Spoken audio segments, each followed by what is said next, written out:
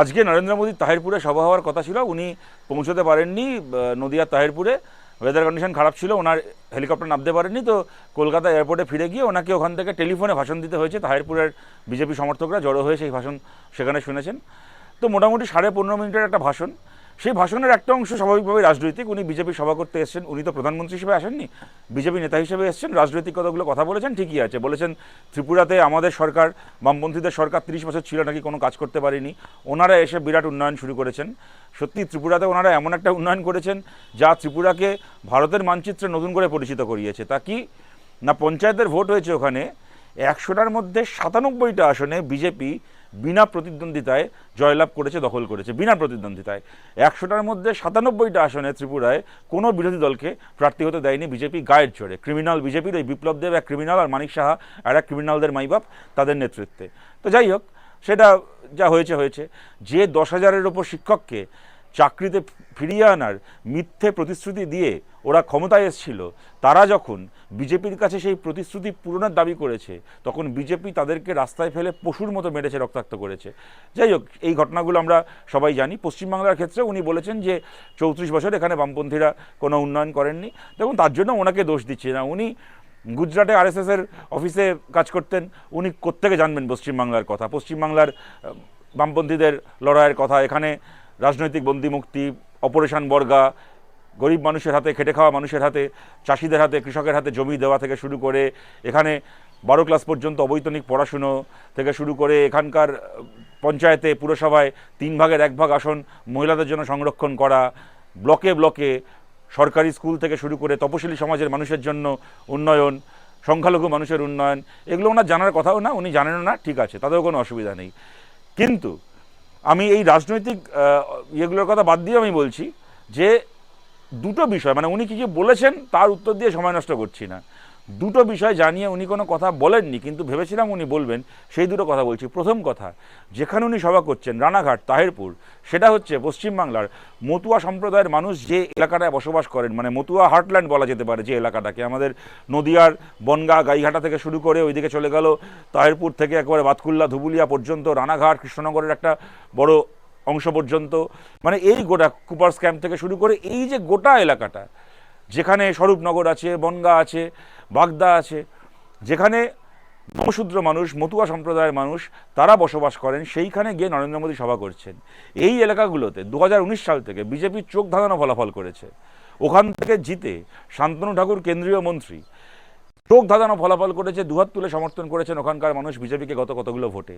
তারপরে ওখানে মোদী সভা করছেন। আমরা ভেবেছিলাম মতুয়া মানুষ, তাদের নাম কেন এসআইআর থেকে বাদ পড়লো, তাদের সঙ্গে নাগরিকত্ব দেওয়ার নাম করে কেন এই প্রতারণা হচ্ছে, সেই নিয়ে নরেন্দ্র মোদী একটা কথা বলবেন।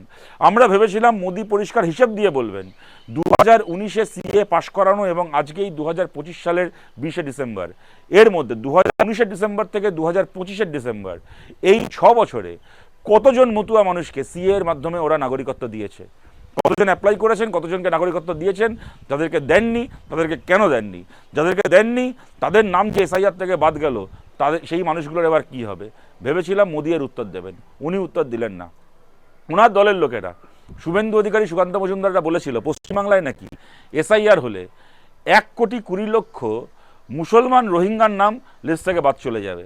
কার্যক্ষেত্রে আমরা কি দেখলাম, পশ্চিমবাংলার মতুয়া সম্প্রদায়ের মানুষ মূলত যেখানে বসবাস করেন, ঠাকুরনগর, গাইঘাটা থেকে শুরু করে, মানে এই বাগদা থেকে শুরু করে, রানাঘাট থেকে শুরু করে, এই গোটা এলাকায় সবচেয়ে বেশি ডিলিশন হয়েছে এইখানে, এবং এইটাই হওয়ার ছিল। আমরা সিপিআইএম, আমরাই সত্যি কথা বলেছিলাম, বিজেপি মিথ্যে কথা বলেছিল। আমরা বলেছিলাম আপনি ভারতে বসবাস করছেন, আপনি ভারতের নাগরিক, আপনি ভারতে এর আগে ভোট দিয়েছেন, মানে আপনি ভারতের নাগরিক। আমরা সিপিআইএম চিরকাল ওপার বাংলা থেকে, পূর্ববঙ্গ থেকে, বাংলাদেশ থেকে ভারতে আসা উদ্বাস্তু হিন্দু মানুষের বিনা শর্তে নাগরিকত্বের কথা আমরা বলে এসেছি। আমরা এই প্রশ্নে চিরকাল, এই নিয়ে আমাদের মধ্যে কোনো দোলাচল নেই, আমরা বিনা শর্তে মতুয়া মানুষের নাগরিকত্ব চেয়ে এসেছি চিরকাল। বিজেপি বলেছিল না, তুমি ভারতের নাগরিক নও, তোমাকে বিজেপি আমি সিএ ফিল আপ করিয়ে নতুন করে নাগরিকত্ব দেবো। দেওয়ার নাম করে ওরা কী করলো, প্রতারণা করলো। প্রথমে ওরা এই সিএ এর গল্প শুনিয়ে মতুয়া মানুষকে দিয়ে সিএ ফর্ম ফিল আপ করিয়ে তাদেরকে দিয়ে, নিজেদেরকে দিয়ে ডিক্লেয়ার করিয়ে নিল যে আমি ভারতীয় নই, আমি বাংলাদেশি। ওরা নিজেরা মতুয়া মানুষদেরকে দিয়ে সেলফ ডিক্লারেশন করিয়ে নিল যে আমাকে ভারতীয় ভাববেন না, আমি আসলে বাংলাদেশ, আমি ভারতীয় হতে চাই। তারপরে সুপ্রিম কোর্ট জানিয়ে দিল, এবং এটাই হওয়ার ছিল। ইলেকশন কমিশন কোনো আপত্তি করলো না।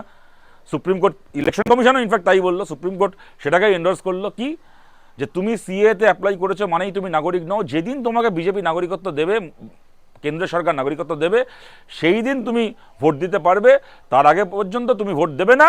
আর যদি তোমাকে কেন্দ্র সরকার নাগরিকত্ব না দেয়, তাহলে তুমি চুরত যাও, তুমি জমের দক্ষিণ দুয়ার দাও, আমাদের দেখার দরকার নেই, তুমি ভারতে ভোট দেবে না, তুমি ভারতের কেউ নাও। এই বলে মতুয়া সমাজের সঙ্গে এই প্রতারণা করেছিল নরেন্দ্র মোদী। আজকে মতুয়া মানুষ, হাজারে হাজারে, লাখে লাখে মতুয়া মানুষ, তারা বিজেপিকে বিশ্বাস করে পথে বসেছেন। এবং প্রশ্নটা এখানে খালি যার নাম বাদ গেছে সে বা তার পরিবারের নয়।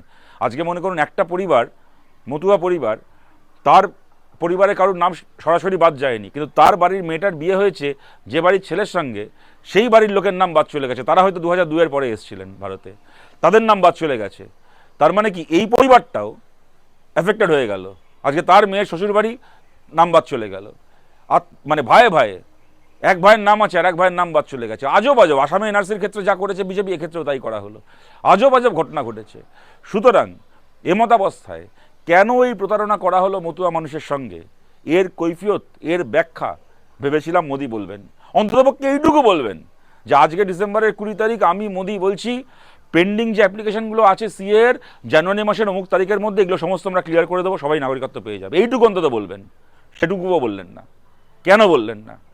এই প্রতারণার যে আপনারা করেছেন, 1,20,00,000 রোহিঙ্গার নাম শুনিয়ে, যখন শুভেন্দু, আসলে একটা কথা বলি আপনাদের, শুভেন্দু অধিকারী, সুকান্ত মজুমদাররা না যখন বলছিল প্রেস কনফারেন্স করে 1,20,00,000 মুসলমানের নাম বাদ যাবে, সেই সময় দেখতাম ফেসবুকে কিছু বিজেপির সমর্থক, তারা কেউ বড় নেতা নয় বিজেপির, কিন্তু ওই ফেসবুকের প্রোফাইল দেখলে আপনি বুঝতে পারবেন তারা বিজেপির কর্মী সমর্থক।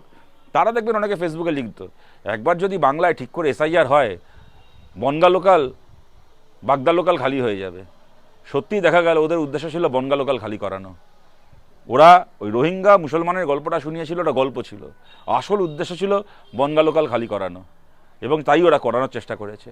এর একটা জবাব দেবেন নরেন্দ্র মোদী। এবং তার পাশাপাশি আমরা ভেবেছিলাম গত কয়েকদিন ধরে বাংলাদেশের অবস্থা যেরকম হয়েছে, ওখানে দীপু দাস বলে এক সংখ্যালঘু হিন্দু যুবককে যে নৃশংসভাবে ওখানে পুড়িয়ে মারা হয়েছে, প্রথমে তাকে ফাঁসিতে লটকে প্রকাশ্যে, একবারে মধ্যযুগীয় বর্বরতায় লোকজন দাঁড়িয়ে চিৎকার করছে, মোবাইলে ভিডিও করছে, তারপরে তাকে পুড়িয়ে মারা হলো, মানে প্রথমে ঝোলানো হলো, তারপর পোড়ানো হলো।